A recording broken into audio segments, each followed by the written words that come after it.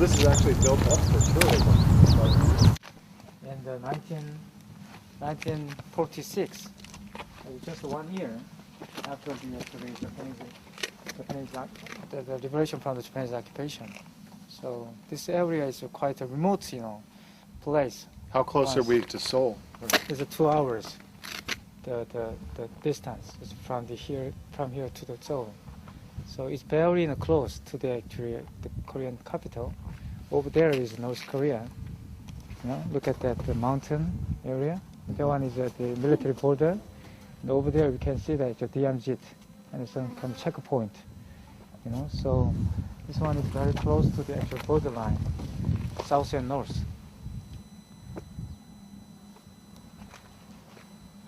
So actually symbolization of the such a military confliction. It seems very peaceful. And lots of animals over there, natural preservation. You can see that.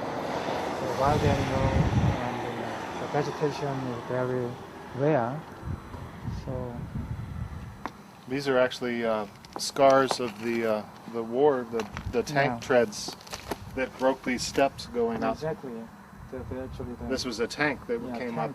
Came up. And caterpillar, the broken. This area is created by history, but now we can see that. No history here. I mean that the new territory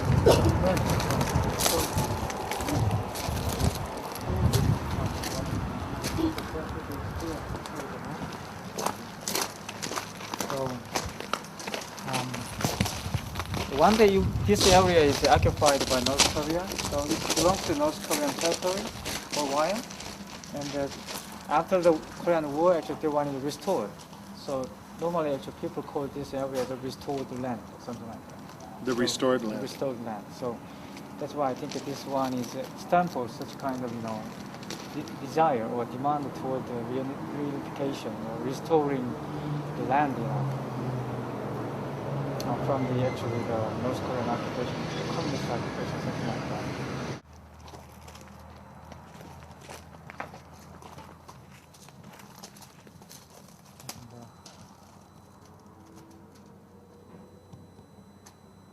I think North Korea hiding something, artillery and some kind of military camp in those mountains.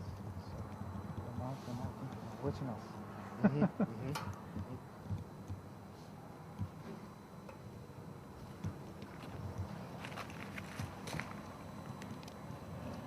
The top of mountain, you can see that North Korean camp.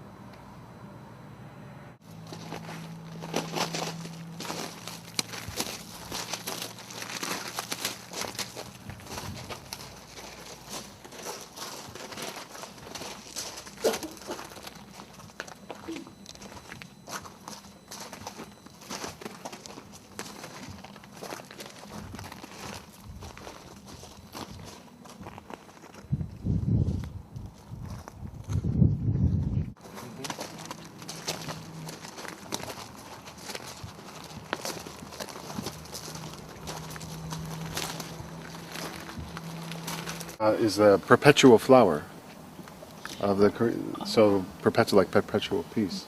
Keep talking. Ah, Just talk to yourself.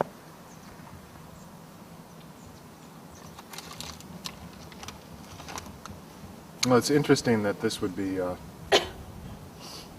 made to symbolize the Korean people, but also as a symbol of unity of the Korean people too.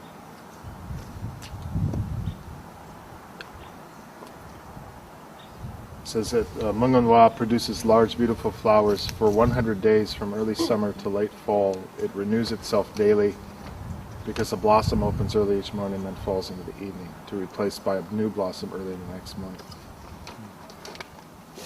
But we were just talking that it must have been chosen in a very contemporary nationalistic moment. But still, this place is so uncanny because it just seems to be on the other side of the border, but still a memorial or a counter memorial of something like the unity of the Korean people that doesn't serve any kind of nationalistic purpose.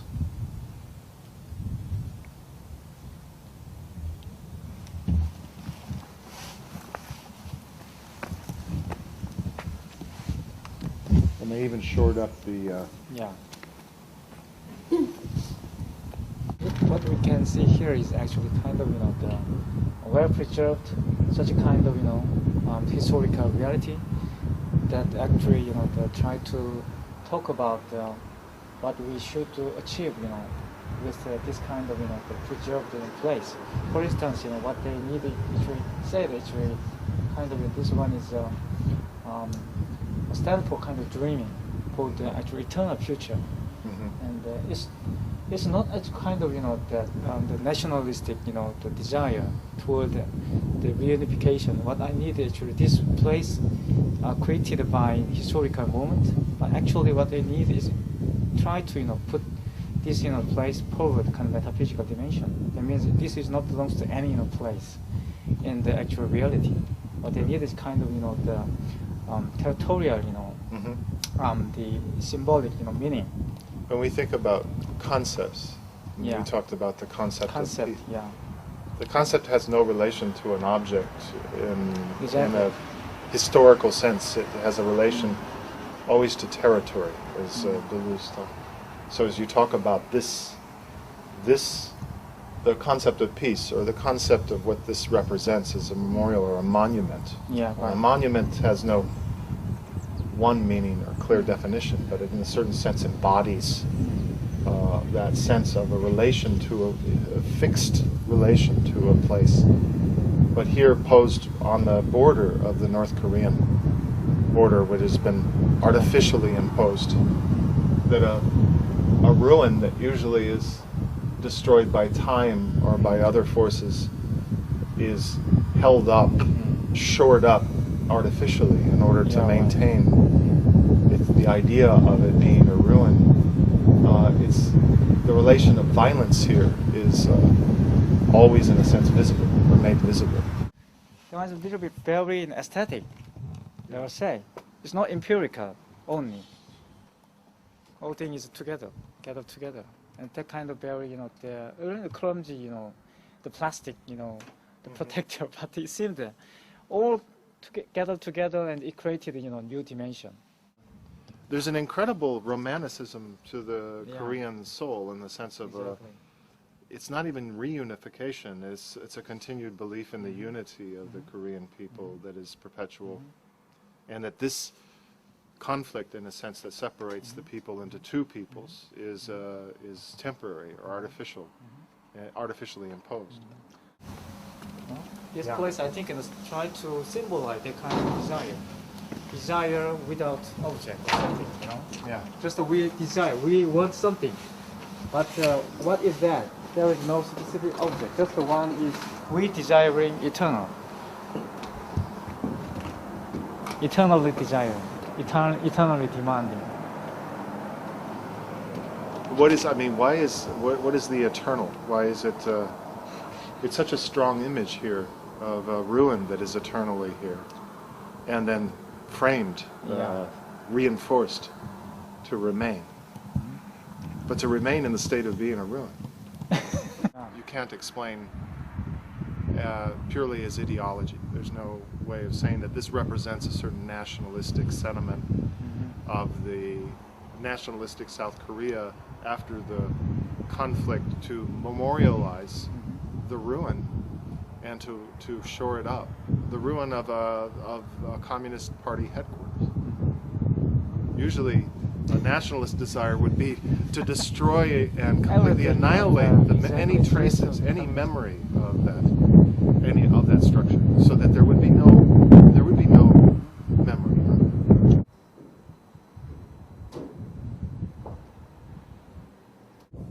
I come back to what I said earlier, that the utopia is the most powerful political concept that philosophy or critical theory has today. Everything is placed in relation to utopia. Yeah. The uprisings in the Middle East is an expression of utopia. This also is an expression of a utopia. Yeah, It is right. It's a the ruin. nowhere that is as now such. here, that we are standing in. This nowhere is utopian too. Now, for instance, that kind of windows, ruined windows in Stanford, utopia, you know, infinity go beyond, something like that. That means actually, this ruin is actually, you know, the world, the mundane, you know, in which we live. But over there, look at the sky. Through this ruined window, we can see that it's a utopia, you know, or some kind of infinity, something like that. So that's why just that this building, as such, might be the something, you know, the containing such a utopian desire, utopian impulse. So this is like the modern Parthenon. This is Right. this is Greece. The Korean. We talk about, you know, the emergence of democracy in Athens and Greece. Yeah, right. But I think the future of the political forms, nothing will ever happen until this line is erased.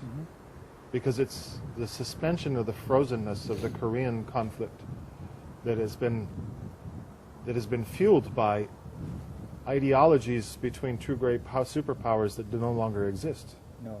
So this is the very conflict is untimely. It no longer has a place in the present. It is so. But I think that we're standing in the new Greece. I think that is the sky, Yeah. and this is the ruins of the present that we're looking into the future. Because in a sense, until the line along the parallel is erased, Right. then we won't know what the future political form will be. Like, so the concept has a relation to a territory, but I think that the concept of the future of the political form of peace has a concept to has a relation to the Korean territory that belongs to the future. Whereas Greece is past.